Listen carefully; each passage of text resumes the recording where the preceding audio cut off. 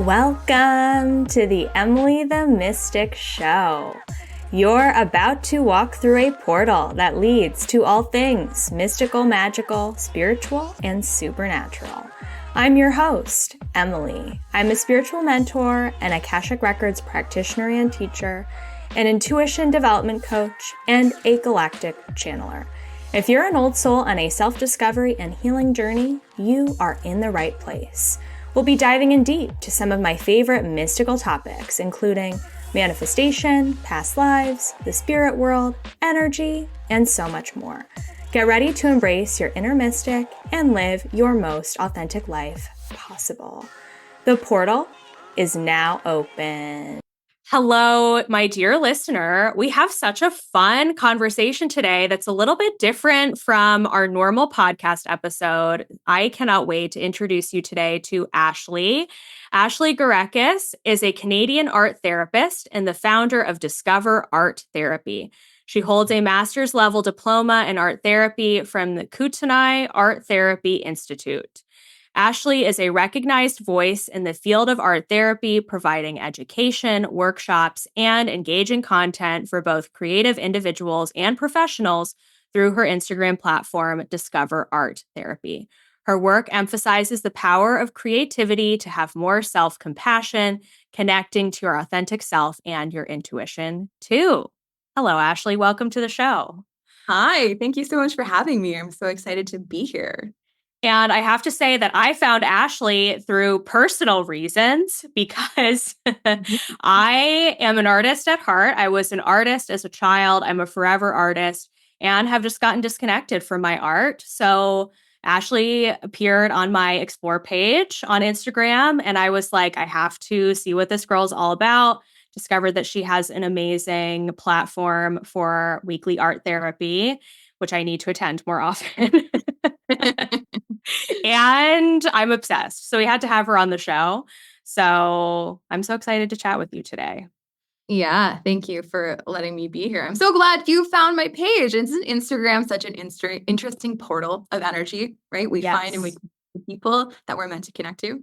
And of course, Ashley is a very spiritual person. So she was another good fit for us to talk to on the show today. So, Ashley, we always start our conversations by talking a little bit about you. And for the listener to know, we were just looking at Ashley's birth chart ahead of this. So I'm just going to introduce it because I was giving her like a little preview into her astrology world. She is a Leo rising, Taurus moon, and Capricorn sun. Yes. And I was saying to Ashley, because I am a Taurus rising myself, Taurus is ruled by Venus. For my astrology nerds out there, when we were pulling up her chart, I was thinking to myself, oh my gosh, she's going to have Taurus in there somewhere because Venus is all about art and creativity. And lo and behold, she's got her Taurus moon. So we love this. And Ashley, what is your human design type? I'm a projector. I'm a splenic projector, which makes so much sense now that I know what human design is in the last few years. And just following that has been such an incredible journey. What does that mean to you? I would love to know. Yeah. Well, when I first read it, the umbrella term for a projector is wait for the invitation. And so there was this hesitation that because I have so much Capricorn energy, I guess, in the background, that I was like, oh, wow, that's interesting. I've always thought that I was a go-getter for myself. But you know what? When I reflect and I realize the best moments in my life have always been when I've waited to be fully seen. And that's not everyone's human design type, but that is specifically for the projector, that you have to simmer down and settle and find the quiet inner self and really get connected to yourself. And then when you fully see yourself, others will invite you to the invitations of all sorts of different opportunities, all sorts of different things, relationships, friendships, jobs, career, money, all sorts of things come and flow. So it's really interesting to tune into the projector energy. And a lot of people on Instagram actually are projectors. A lot of content creators are projectors. I love the way that you explain that because I feel like I know there are a lot of projectors in my audience. And I think there's this common misconception that, you just need to wait for the invitation. So I think some people take that on as I just need to wait and I'm always waiting. And I feel like can find yourself in like a cycle of always waiting for something. But I love how you explained it as coming into that place of authenticity within yourself that really opens you up for the invitations. Exactly. And it's taking intentional time to connect with yourself. And that is when those invitations come. When you fully see yourself or you're fully diving into something that's bringing you a lot of like life and a lot of passion and without an intention, like not just doing something for, oh, I'm going to get this out of it, just doing it for you. Like if you enjoy doing art, if you enjoy doing cooking, if you enjoy doing exercise, if you enjoy being out in nature, doing those things and centering into those, that's when the invitations come. It's very interesting. Oh, I love that. And the splenic piece, that's very intuitive, right? Super intuitive.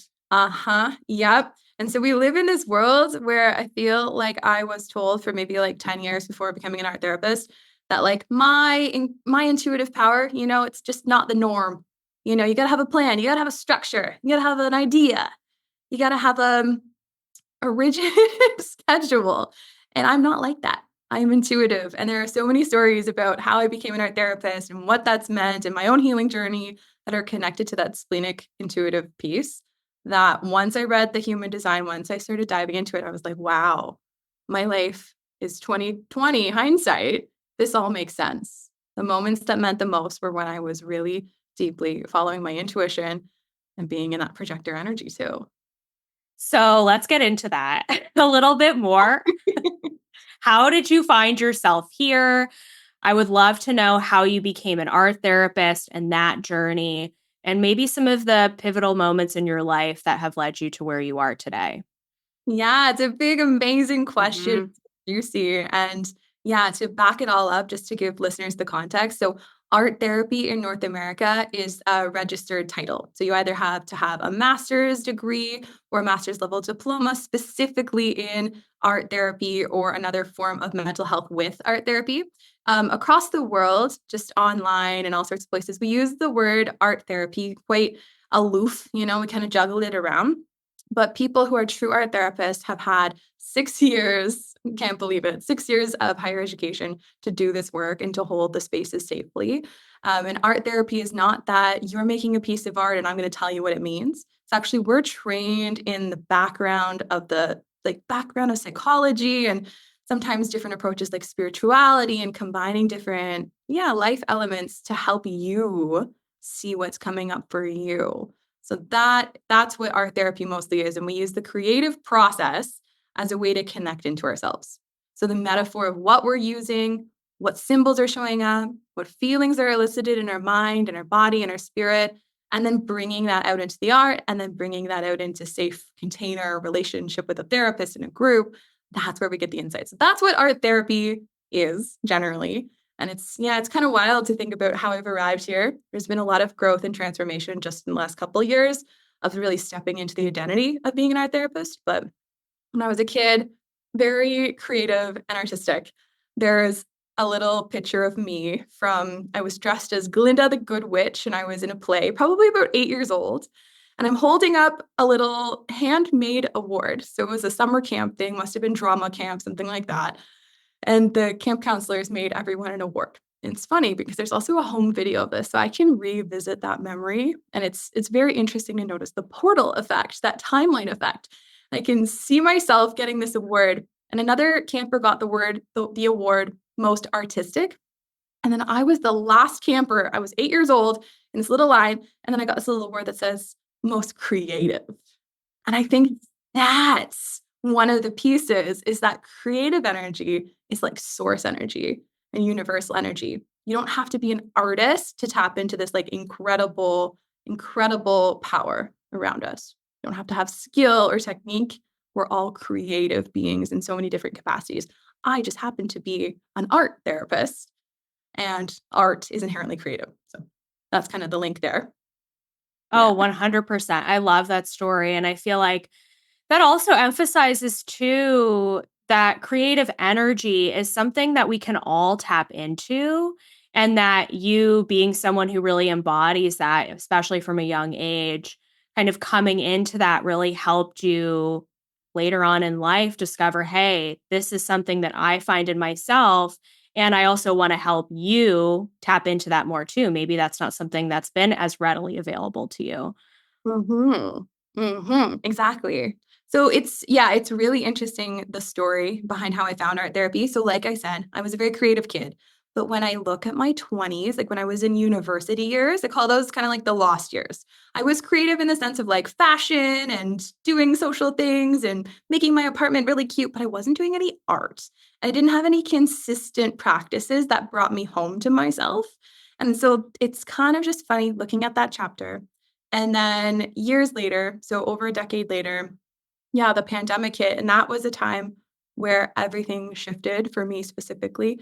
A lot of things shifted for a lot of people in a lot of different ways. We don't need to get into all of that, but I didn't have a job. I was like, what the heck am I doing? And I was blessed to receive the opportunity to go up north. So I'm originally from Ontario in Canada, and I was blessed to be able to go and live at a cottage, which was on a lake. And I just go there for a month at a time and hang out by myself. Every single day, I would get up. I'd either go for a kayak, I'd go for a walk in the forest. I would listen to psychology or spirituality podcasts. And then I would make art. I would eat food. I'd go back out onto the water for another kayak at sunset and just live my life like that. It was a very quiet internal time. And yeah, it was isolating for a lot of people, but I was really blessed to have that opportunity where I could really connect with nature and really get quiet and really get attuned, especially to creativity. And it was like the whole world just like almost as if there's an earthquake and there's a big tectonic plate kind of like pushing you one direction or another. I got pushed towards art therapy. And the story beyond that is long and crazy and it is amazing. But that's kind of where this journey started. So we're coming up to that almost 5 years mark. Wow. Journey, but it has been. Yeah. And was your spiritual journey unfolding then, or did that happen earlier? Like how did the timeline kind of align with that?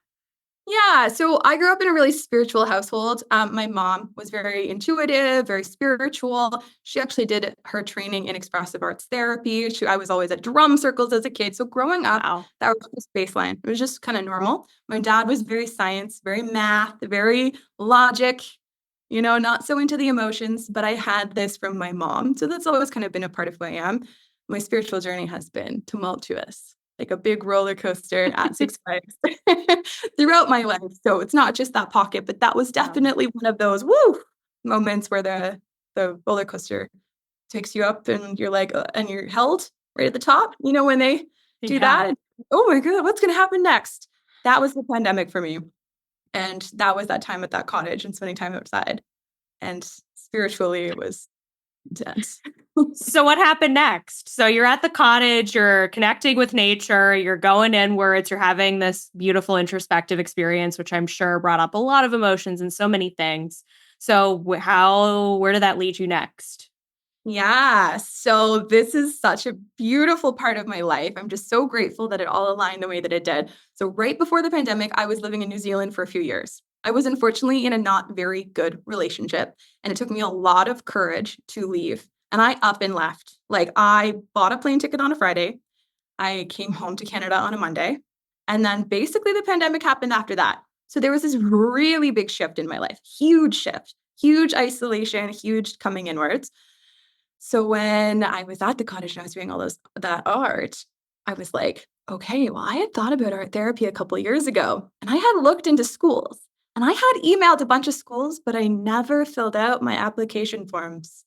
I wonder if anywhere would accept me in this crazy time. I wonder if I could just get like a last minute in. I thought it might be impossible, but it wasn't. So I emailed a bunch of schools, but the Kutenai Art Therapy Institute in Nelson, British Columbia has a distance program, so online, and then an in-person program. And they were the ones 100%. It was like, no question. I wanted to go to this school. I emailed them. And a woman who is now one of my lovely good friends, Jen Hakala, she was the registrar at the time. She emails me back. And I had sent an email that said, hi, I have no idea if this is insane or crazy or wild or not, but would you happen to have an opening for the in-person campus program in Nelson, British Columbia, starting in September. And this was June. She emails me back and she says, yes. And you know what? I trust that because you reached out a year ago to get the application forms, that you have done subconscious processing about what a huge undertaking this would be, including moving across the country and starting a 2-year master's program in 2 months from now. Here are the forms. However, you need to get them in by Monday. We're all going on summer vacation. So I ran to my parents' house. I drove over there. I had all my art from my entire life out on the floor. I was just looking at it, figuring out, yeah, what statement do I put in there? What do I put in my portfolio? It was this moment of just reflecting that, yeah, I have been creative this whole time, my whole life, but I never fully stepped into it as part of my identity. And here I am about to embark and say, yeah, please accept me as a creative. Please accept me in this role. Because I wasn't accepted yet. I still had to have the interview. I still had to go through all the different things. I had the interview on the Monday, and it was the softest thing I'd ever felt. Before that, everything was always like a fight in life, kind of like a job interview, and you're like, oh, please accept me. So interesting because the presence of the dean of the school and the other faculty just held with such softness. And it just translated to my nervous system feeling so regulated and soft. And I knew I was going to get in. And I knew that this was going to be really big. And I shut down the Zoom screen from that interview. I went to sleep that night, got the next email 2 days later. You're accepted. But there's a 0% vacancy rate in Nelson. You got to get here soon. So the journey began. Oh my God, that's an amazing story. Wow. And that you had a weekend to pull together your portfolio and your application. And it was just like, bam, bam, bam. That's unreal. And knowing also too, just connecting the dots for me, the splenic projector piece of things, where you feel that intuition and you're like, I have to take action on this. And then you do. And then I love the piece too about feeling held and seen by the people who were doing the interview with you.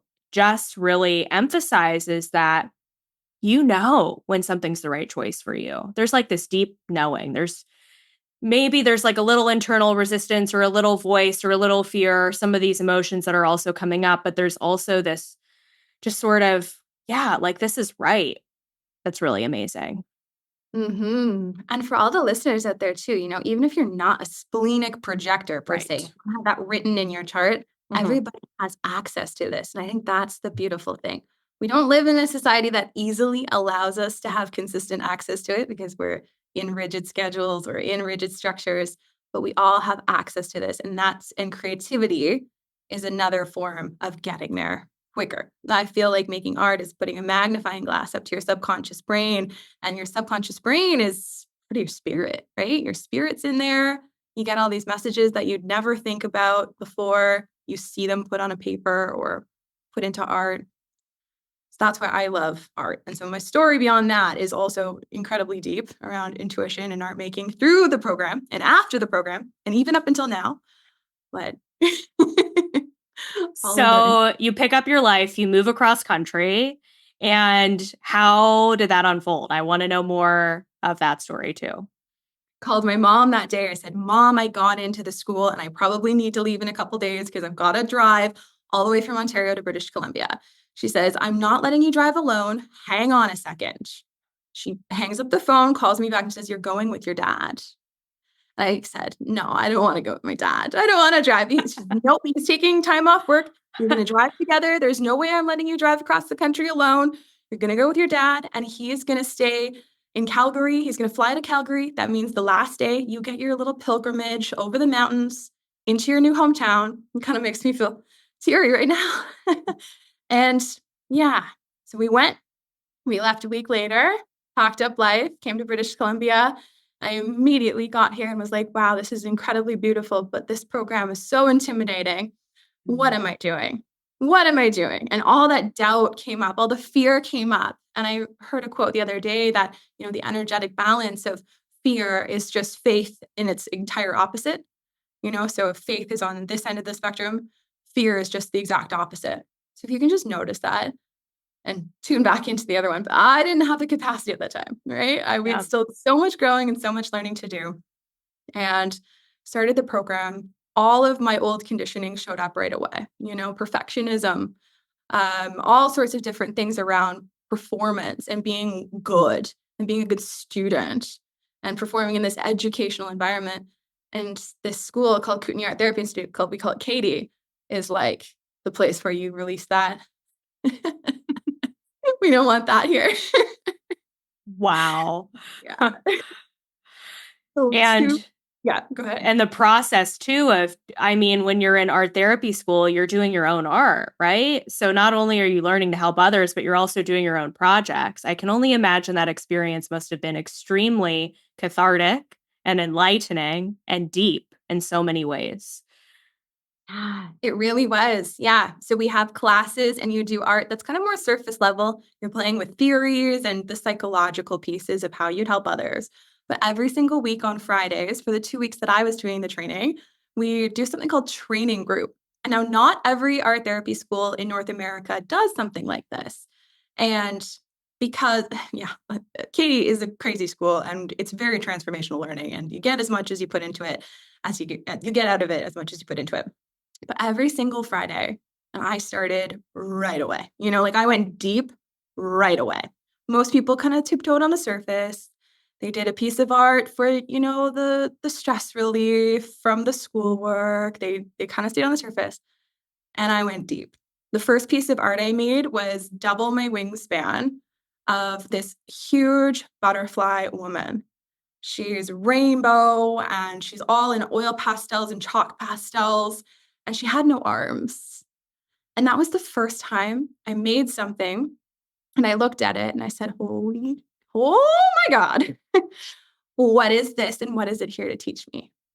And so my process from there on out, every single Friday, was these huge pieces of art. Because eyes started showing up, these big, big eyeballs on big black pieces of paper, the pink eyeballs, the blue eyeballs. And I'm so blessed because I had this amazing art therapist. Her name is Monica Carpendale. And she started the school, actually. And she's a really amazing founding voice for art therapy, honestly, across the world. She was my therapist. And she's kind of funny. She's Freudian, she's Jungian, she's all sorts of different theories that may be a little bit like different nowadays. Maybe people are a little more trauma informed nowadays. Monica likes to go in deep if you want to go in deep. And we went mega deep. So transformational. And it leads to even more. Yeah. So before we go further into that, I would love to know from an art therapy perspective, a little bit more about how that helps someone and maybe some of the things that you learned in your own experience going through it yourself that taught you a lot about who you are as a practitioner. Yeah. So there's a few different techniques within art therapy. So the idea of going and seeing an art therapist one-to-one, the type of art therapy you're going to do, the type of insights you're going to get, they're all about you. It's incredible. You can go really deep or you can stay on the surface level, right? You have more autonomy and choice around it. And then, being a part of a group, there's universal concepts and parts of healing that happen in a group that wouldn't otherwise happen just one-to-one. So in a group setting, so this training group, for example, was technically a group setting, but we'd have pockets where it would be fully one person going through it, and we'd all be there and witnessing and seeing the insights and the change and the theory of change showing up. There are so many different ways that you can work with art therapy. So you can do therapeutic art, work with an art therapist, do art on your own. It's a little different, but all these different approaches have really different benefits. So if you're curious about those different benefits, it's important to, chat with someone who you trust, who you feel like you jive with, who can tell you a little bit more about the way that they work, or the way that they could support you, or the type of group they're running, and what the benefits of that style of group would be. Because that's the beautiful thing. There's so many art therapists across North America and across the world, but we're all really different. But the style of art making and group versus individual would have different benefits. So interesting. And the main philosophy and theory behind it is that the subconscious mind becomes this beautiful, rich well of information that we can tap into when we're creating art. We're able to bring things out of our subconscious and into physical form, right? Exactly. Yes. So there's two avenues. So an art therapist could give you a directive And that's more, okay, today we're going to draw a path going down a garden, draw your garden, imagine your stones, etc. So there's a little bit more structure to it. And it's a good jumping off point for people who don't have the connection yet to art making, the self-reflective process. But spontaneous art, when you come into my studio or you go into an art therapy studio, and you just look at the materials and you follow your intuition and you let the materials and the process lead you to make something. So whether that's collage and you're pulling images from magazines that you otherwise wouldn't have thought you would, or if you're doing something with hot glue and just layering on all sorts of things that you never thought you would, it's not during the making process that we find the answers. It's actually in the sacred pause afterwards. So during the making, we can have insights about what's coming up or the inner dialogue or the feelings. Perfectionism often shows up in people until we learn to cast that away. And then it's the sacred pause, the being with, and then taking the time to have a new form relationship with the art and what showed up. Because the art is an extension of ourselves. Like you were saying, subconscious mind, all of our preconditioned programming, all of the things that we've forgotten about ourselves too, all the beautiful strengths as well. And we have an opportunity to look at it, and an art therapist will help you see it even deeper than you'd ever imagine. That's amazing. So, getting back into your story, where does that lead us off? What happens next? Oh my gosh, it's wild. I love hearing it. I love telling it. You know what? But I don't tell this story very often because it's layered. And I think people who are, you're more interested in spirituality and hearing these wonders and awe things and these synchronicity things, you hear it differently than if I tell someone who's not into that. It's a total different timeline. But the art was incredibly deep. I did so much rewriting of my subconscious programming of who I was. It almost felt like by the end of my first year, I was a total different person. So I decided to make a piece of art, and I call her Butterfly Woman.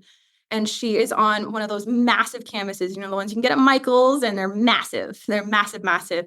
And I made a piece of art that was a projection of me from like a little projector of an image that was taken of me in that past relationship in New Zealand. And it's funny because I had my hands in the heart and like held up on my heart in prayer pose, my eyes closed. But then when I emerged in the art, I emerged so differently than who that version of me was in that picture. I brought out so much strength and so much resiliency I put wings behind her. I call her because it's actually my higher self, but we'll get into that. And the process was incredible. So I went back to it every single day for like a month. I'd add, I'd rip, I'd glue, I'd put gold, I'd dip the wings with all sorts of wax, all sorts of things. And when I looked at her and she was kind of this embodiment of how much growth I had, I realized, it wasn't me. It was my higher self. It's not even the current me now.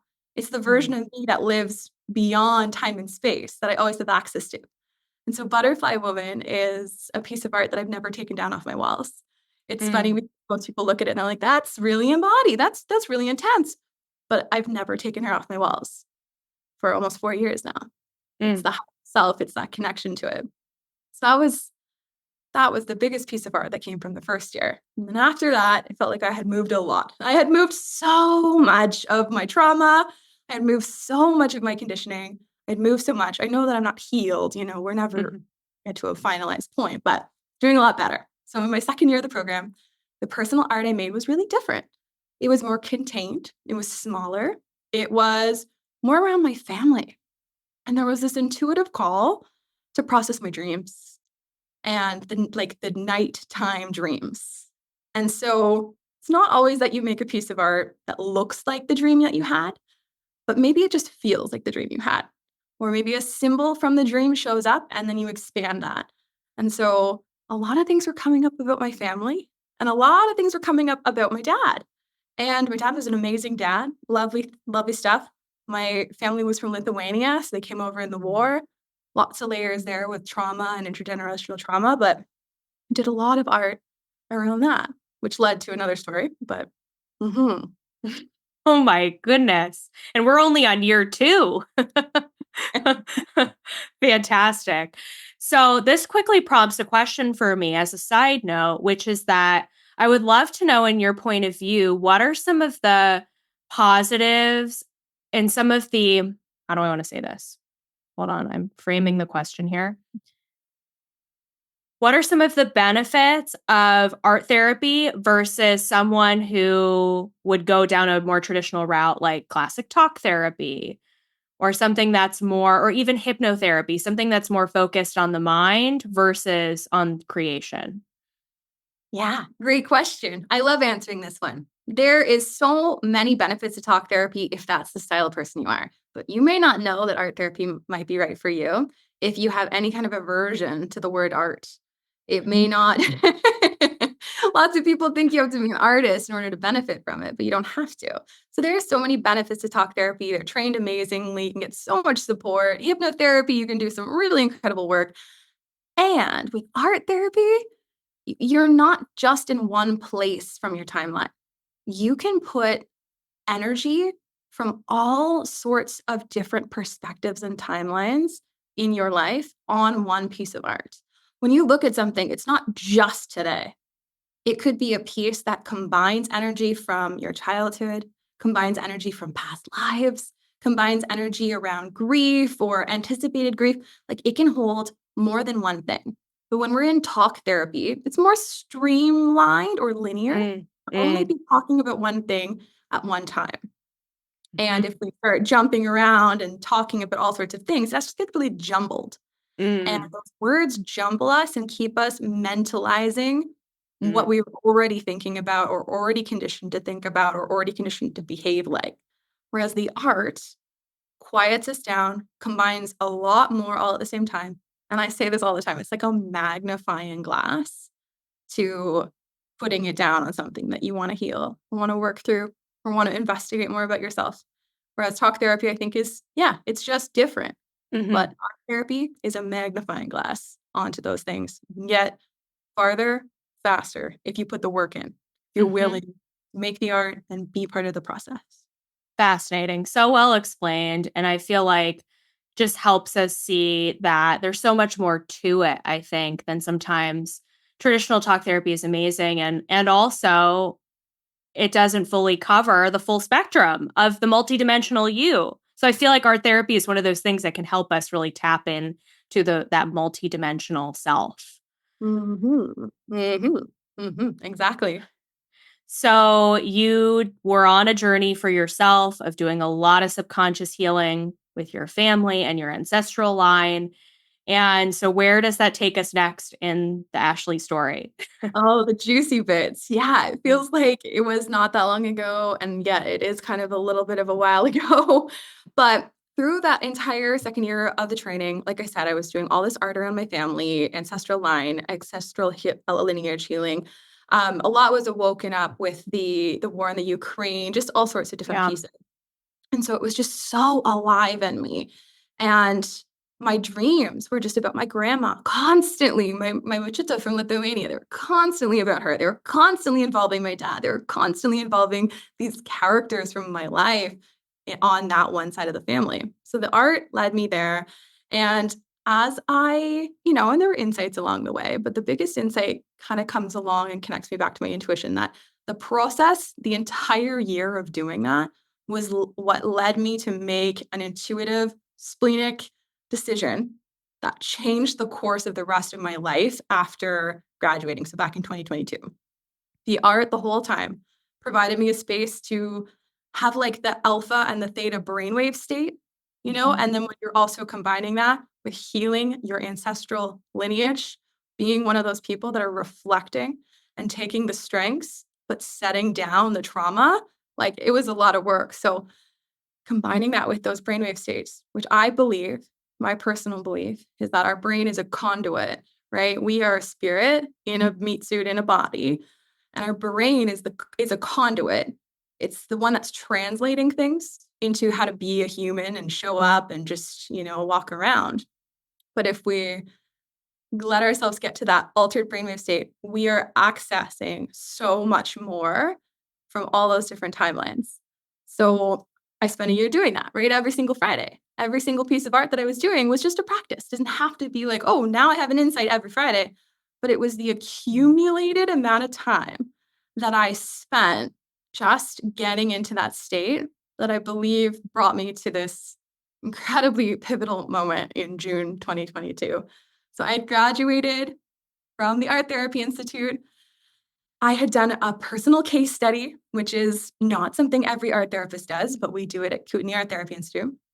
My dad had put all of the family videos onto a little scan disc, and he had given it to me the Christmas before, because I said, hey, Dad, I'm doing a lot about my family line, doing a lot about healing who I am and coming into myself in relationship to everything.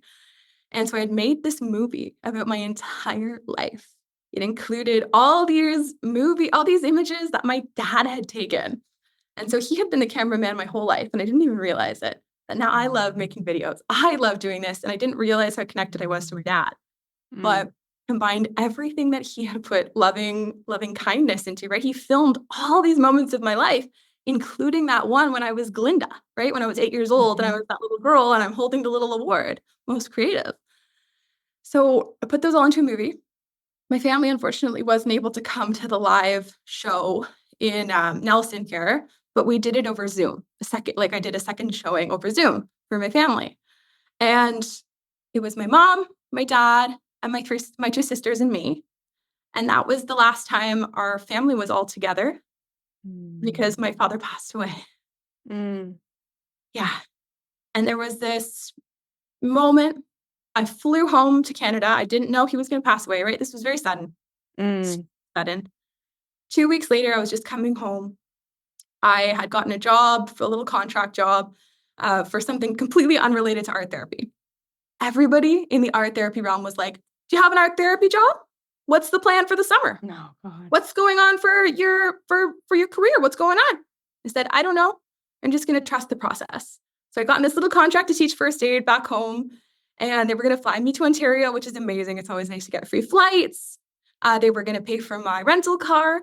And then the rental cars were like exorbitant for some reason that summer. And so I texted my dad and I said, could you pick me up from the airport? And he did. And that was, the last time I saw my dad. But I hadn't seen my dad since we drove across the country together. On that drive from the airport back to my house, we just talked about things. He didn't know he was going to pass away the next day, but I think he did. I didn't know he was going to pass away the next day, but I think I did. There was something more spiritual to the experience. We passed by, he said, what do you want for dinner? I said, oh, whatever you'd like, which is so unlike me. Usually I'd be like, let's go get a salad from Freshie, or like, let's go do this. And he was like, how about Harvey's? And so we went and got a Harvey's burger together, and we sat in the car and we ate it.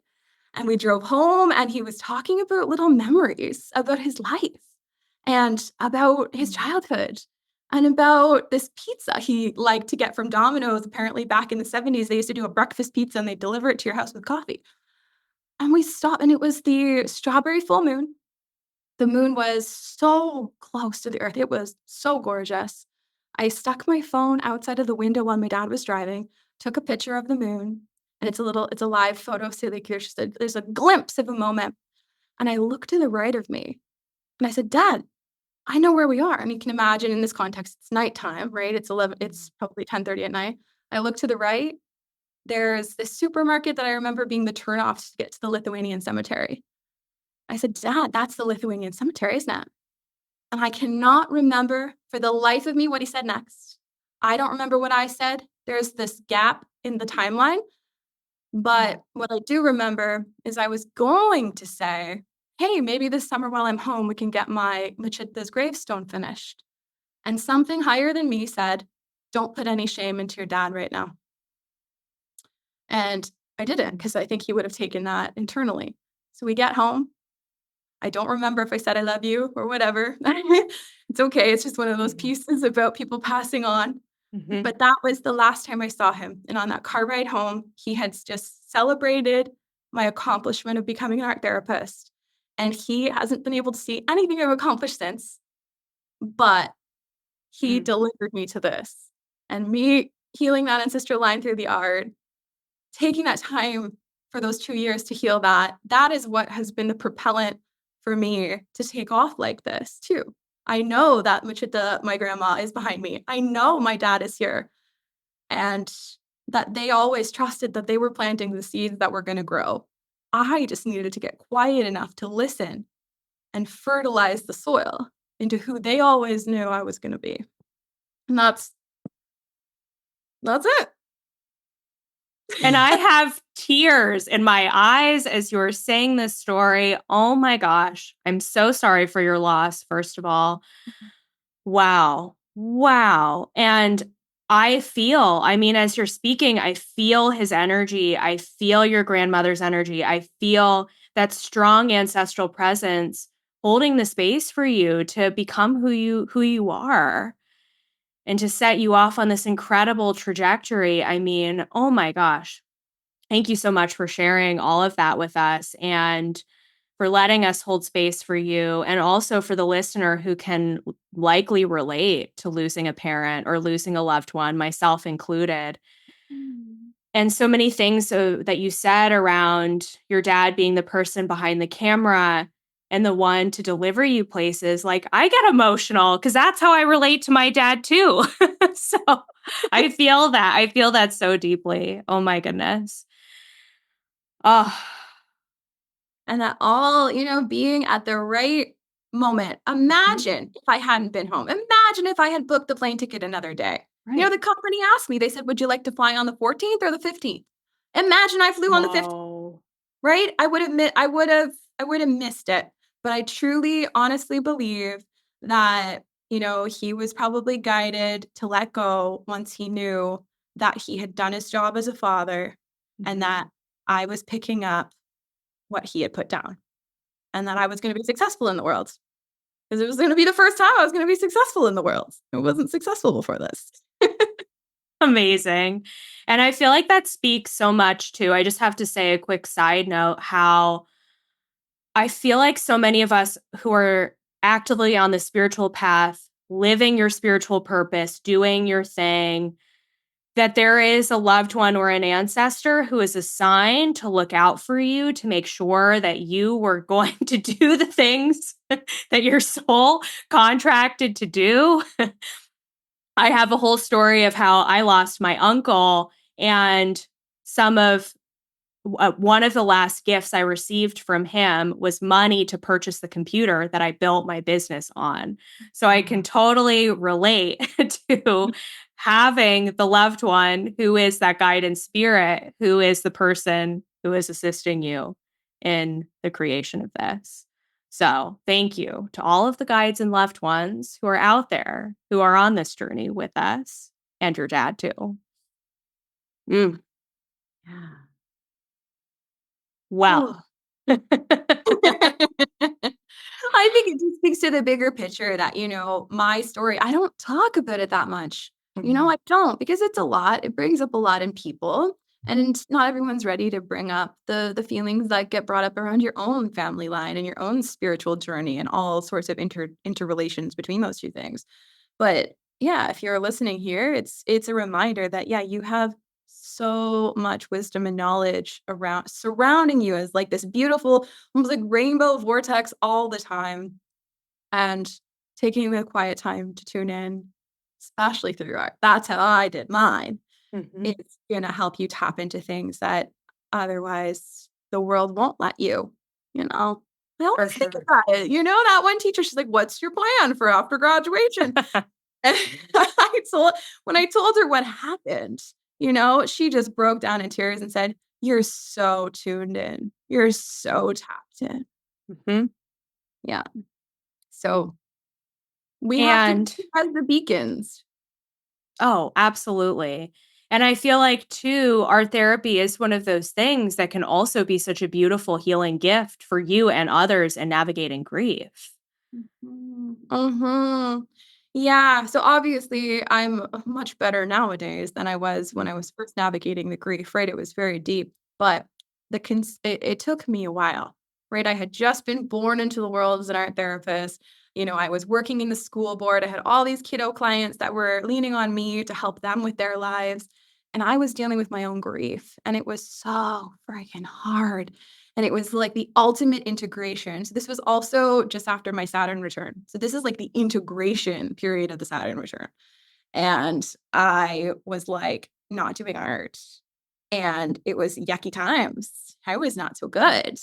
And, the right thing landed in my inbox at the right time with an art therapist I'd never met before, never heard of before. I joined their group. It reignited my own passion for my own art process, for the beauty and the insight that we can so quickly access when we're doing the art. Like, it's incredible. You can just do art for 5 minutes or 30 minutes. It doesn't have to be some long, elaborate, day-long thing. And you can access so much of your own inner wisdom. So that's what happened. It brought me back. And making the art helps me with the grief. And yes, exactly. So for anyone out there that's thinking, yeah, I'm just battling with grief or anticipated grief, right? The idea that, yeah, we are going to lose everyone we love. It is a sad truth of our human existence. We're going to lose them in this form. And so there's, big human feelings that get brought up with it.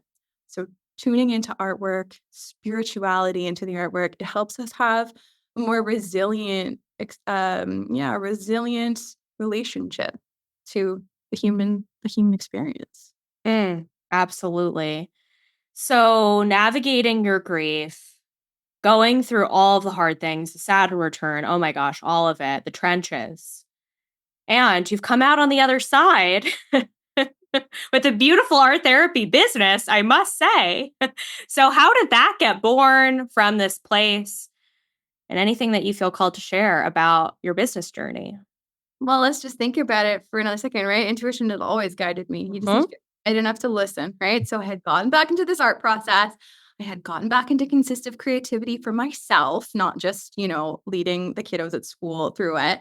And it was like, there's been so much growth in just the last year. I started making Instagram videos over a year ago. Some of the very first ones I posted are kind of even on that theme of the timeline, that there's a future version of you that's looking out for you now. Those were some of the first videos I had posted. And no, they didn't take off. No, there was no immediate traction.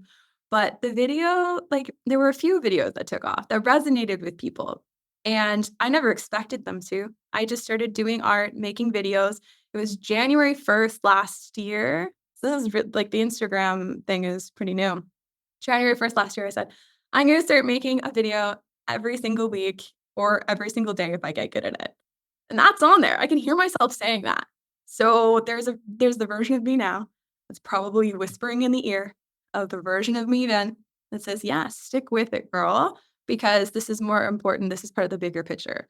And made videos resonated. And the ones that took off the most were the ones that related to both our shadow and our light, celebrating all aspects of ourselves and not casting away parts of us. So for me, maybe not talking so actively about my intuitive self or my spiritual self, but getting these art videos out there, I know that it's doing more for all of us than we think, than we know. Oh my gosh, yes. And you've been on quite the accelerated timeline, I must say. Wow. I have been as well. So I get it. It's been a very short, condensed amount of time with a massive amount of growth. So we love this. We love this. Yeah. So, sorry, go ahead. I was going to say that someone reflected to me when I was in my deep state of grief. I had such an expansion when I was studying to be an art therapist, and then I had such a contraction. And then only now can I see that contraction was going to lead to another expansion. So if you're in a place of contraction right now, if you feel like your business isn't taking off, if you feel like things in your relationship aren't going well, things in your life, it's just a moment of contraction. And just like those flowers, I think, is it a chrysanthemum? They kind of ebb and they contract a little bit before they grow even more. And so in those time-lapse videos of flowers, that high vibrational thing that we see laughing from the earth, it contracts and it expands just like us. The little contraction is needed. Isolation is sometimes needed. because it's preparing us to take the leap if we so choose. Oh my gosh. So many people needed to hear that. I needed to hear that. I love that message. It's so good. Snaps. Oh, fantastic. So, Ashley, you are so full of wisdom. And I would also love to learn from a more tactical point of view. What are some tips for someone who wants to get back into art again, into art therapy? Where do you get started? What does that look like? Yeah. So, art as therapy, when you're just making art for the sake of creating, for the goodness of it, it's just about making intentional moments. So, we just finished the Doodle Every Day challenge on Instagram, which was awesome. Lots of good feedback about that. So, there were 30 prompts, a daily prompt every day, and you could take 2 minutes and do it with a pen and a paper. Do it as small as on a post it note or do it on a bigger piece of thing, but just creating an intentional moment every single day and maybe not even holding yourself accountable to every single day. Maybe it's just about, yeah, I want to spend 20 minutes a week. And that's almost an hour, a little bit over an hour a month, right? And maybe that's just the first step. And just having compassion for yourself, self-compassion, that what you make doesn't have to be on the fridge. What you make doesn't have to go in the Louvre. What you make doesn't have to be seen by others. But you sitting down and exploring who you are through colors and shapes and line and building and playing, that's more important than anything else. So if you can get yourself to doing that, even just for 5 minutes every so often, because often that 5 minutes will lead to a lot longer. So just creating intentional pockets. And if you need inspiration, right, getting resources like some of my prompts or things like that can be a good jumping off point for when you need a little bit more support before you jump into your own spontaneous process. So, or joining a group is an amazing thing. I host groups, other art therapists host groups. Joining a group to get a little bit of accountability in the process is good, but also just thinking about your life as a creative adventure the whole time, right? It's not just about making art as the only creative thing, just everything, the way that you notice the colors in the trees or looking at the sunset or noticing the bright yellow lines on the highway when you're stuck in traffic, just thinking about things in a unique, shifted way is creative. It's connecting you to seeing your world differently. And that's what art helps us do. See yourself. Oh my gosh, so true. So well said. Any tips for materials to get started with? Yeah. You know what? I'm coming out with a little free guide for people to think about art materials as an art therapist does, because you don't have to have skill. You don't have to know how to use something. So I'm going to have that out very soon so people can download that for free. But I think the best thing is get things that inspire you, things that are in the colors that you like. And what I have been enjoying a lot lately in my life is these tempera paint pens. You can honestly get them from Dollarama or the dollar store, right? You don't have to get expensive things, but they're kind of the cross between drawing with butter and like drawing with lipstick.